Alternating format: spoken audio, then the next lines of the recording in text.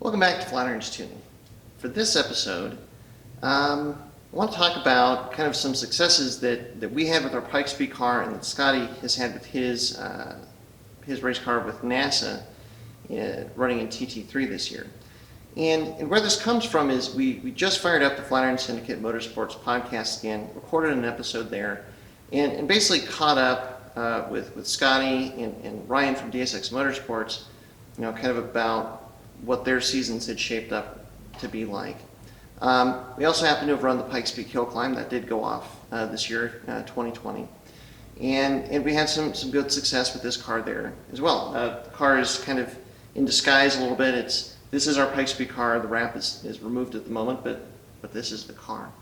And what I want to talk about is how important it is to not only focus on power, but also chassis, suspension, and braking if you really want to make your race car faster, to go faster around the track. Because power, I think, is where we kind of naturally gravitate towards. It's kind of our first natural go-to. Like, I need to find 2 seconds out there. If I can find a way to make an extra 50, 75, 100 horsepower, maybe that'll get me to that lap time that I'm shooting for. But we've kind of always known in the back of our head, but with some of our experiences this year, really kind of compounded the fact that we'll grip, chassis setup, braking, those are every bit as big of a part to get to your target lap time, and maybe even more so than power. And so I kind of want to just kind of give you a window into that. I'll say real quick right up front, if you like this channel, if you like the content that we're putting out, please drop a like on the video and subscribe to the channel. Greatly appreciate that support. And like I said, we have our podcast going again, the Flatirons Syndicate Motorsport podcast. So if you're at all curious on our conversations or something that's a little bit more long form, head over to the Flatirons Tuning website and check that out as well. It's under our blogs page. So let's talk about the Pikes Peak car first. So this is our 2014 WRX Pikes Peak car, and this is 2020 was our 7th year running this car. For the last handful of years, there hasn't really been a lot of change in terms of power. We've basically made some subtle tweaks to braking and whatnot. But the car has not really made any, I would say, huge leaps. Now, for this year, if you follow our Facebook page, we had an issue in testing where we lost our engine. So we replaced that, but this car is actually we replaced it with a new stock engine. So this car is still running the stock engine. Stock WRX EJ255. We changed from twin scroll to a single scroll configuration, but it's in fact still the same turbo. Turbodynamics MDX 450 that's on there. And the power ended up being basically exactly the same with the new engine as it was with the old, about 400 horsepower. But the changes that we made this year, largely or primarily, were going up from 17 to an 18-inch wheel and tire. That let us go, we're still running Hoosiers, but that let us go to a wider 18-inch Hoosier tire. We went from a 255 to a 275 Hoosier, which is actually a little bit wider than that. And that let us run a bigger front brake. So we improved the braking of this car with the Roger Clark Alcon 365 millimeter front kit. And also that 18-inch wheel let us put on the WiseFab front knuckles finally. That does a lot to help correct some front suspension geometry and gave the car more front grip. But those are really all the changes that we made. Power-wise, again, exactly the same as last year, the year before, and the year before that. But it's just the suspension and braking changes that we made. Now, for the last handful of years running at Pikes Peak, our times have been pretty consistent. Going back, I think we've gone from about an 11-minute and 30-second time down to about, I think our previous best before 2020 was 11:26. So just a small variation in the last couple of years. For 2020, we had a big jump, a big reduction in time. We actually got into the 10 minutes. We ran at a time of 10 minutes and 56 seconds. And we're going to sit down with our driver, Scott Crouch, and kind of go into a little bit more detail about what made up the run for 2020, probably in a podcast here soon. But that was a big reduction in time. That was a huge leap forward, honestly, way bigger than we expected. And really, again, the only changes that we made were to the chassis, the grip setup, and the braking. And that's what propelled us to this significant improvement in time. So where did that come from? It's something that we've actually been wanting to do for a while.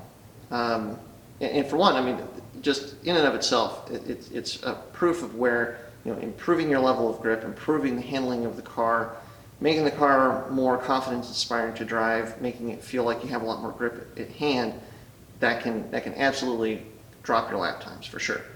A lot of the inspiration for this actually comes from Scotty's car here. So again, Scotty's out there running with NASA in a TT3 class. Now, Scotty's car actually is the fastest car in the shop around High Plains, which is our local track. The Pikes Peak car here, not as it's configured currently. With all the engine issues, we didn't have time to shake it down at High Plains. But before all of that, its fastest time around High Plains Raceway was a 1 minute 59 second lap. Scotty's car is actually a good deal faster. He set a new personal best early this year of a 1:56.7, 1 minute 56.7 second lap at High Plains. Now, knowing that's an STI, knowing it's a race car, most people assume that it's making a good deal more power, maybe 500 or 600 horsepower, a good couple hundred horsepower more than a Pikes Peak car. But it turns out that's not right. It's actually making a good deal less. Because TT3 is a power to weight class, basically Scotty is limited to making 10-to-1 power to weight ratio. So his car is actually, it's also on stock engine, stock turbo. Basically, it's a stage 2 reflash on his car. He's only making about 270 horsepower. That's it. He's about 130 horsepower lower output than the Pikes Peak car is, and yet he's about 2 seconds faster around High Plains than the Pikes Peak car is. So where does that come from? Well, in part, he's done a lot more weight savings, even more aggressive weight savings than we've done with the Pikes Peak car here. That's a big part of it. But he had always started with an 18-inch wheel and tire and big brakes. And so a lot of what we did this year was just to finally, stop trying to partially duplicate what Scotty has done, but just fully duplicate, kind of Scotty's formula and put it on the Pikes Peak car. And that's where we saw this huge reduction in lap times. And with Scotty's results, he has gotten there through, Scotty's no slouch for a driver, and that definitely helps for sure. But, he's running the Hoosier slicks, and he's got, a really well sorted out suspension on the car. He's running the AST 5100s, and he started really playing with aero. Now, the Pikes Peak car, we pretty much from, the last handful of years, we've had a front splitter and a rear wing. And those definitely made a good improvement when we put them on. But he's put those same things on, within the last, let's call it 2 years.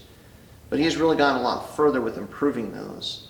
And so just by continuing to improve the handling of the car, the grip of the car, and maintaining, his braking advantage, that's where he's been able to find all of this time out at High Plains, even making so much less power than what we're making with the Pikes Peak car.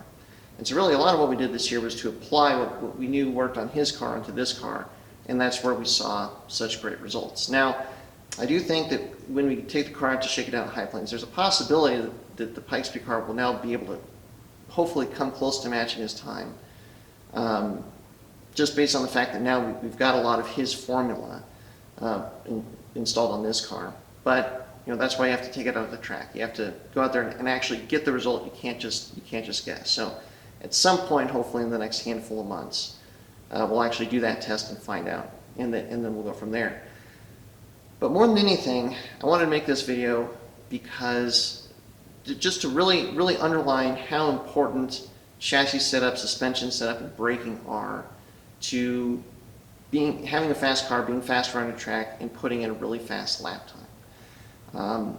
Power, it's our natural go-to, I think that's fair.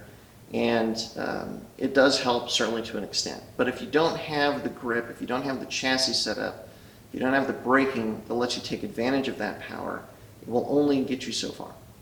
And that's what we really saw in spades this year with the Pikes Peak car, and that's what Scotty's been really continuing to refine, because he can't, he can't just simply turn up the wick and make more power. And in a lot of ways, that's what makes a power to weight class an interesting one, because you can't just throw power at a problem to solve it and to find time. You've got to really find out like some of the specific details or handling characteristics of a car that are keeping you from setting that lap time. Try and find solutions to improve the car to make up that time. And that's what basically Scotty's always been doing. That's what we've been doing with the Pikes Peak car, and we finally just decided to, well, let's just kind of get everything over to the Pikes Peak car that's working on Scotty's car, and the results were beyond what we ever would have guessed. So yeah, more than anything, again, just wanted to make this video to just kind of underline that for you. We're coming into the winter. We're all starting to think about winter projects. What can we do in the off season to improve the car, to try and find time, when we can run again next year. And so just what we've seen, and what I would just say is, don't forget about suspension, handling, overall grip, and if you can, weight savings. Weight savings, of course, is never a bad thing. So yeah, just want to make a quick video to kind of hit that home and kind of get the videos fired up again. Again, so we're going to, things are kind of stabilizing here. We're going to try and make some more video content, get more video content going here in the not too distant future, and the podcast is rolling again now too. So we're going to try and keep those episodes coming more consistently than they have been, especially in the last, well, let's just call it 2020. It's been an interesting year for all of us, but we're trying to get back in the groove as best we can. So as always, thanks very much for watching. Thanks for your support. We greatly appreciate it. Yeah, and as always, stay tuned with Flat Iron's Tuning.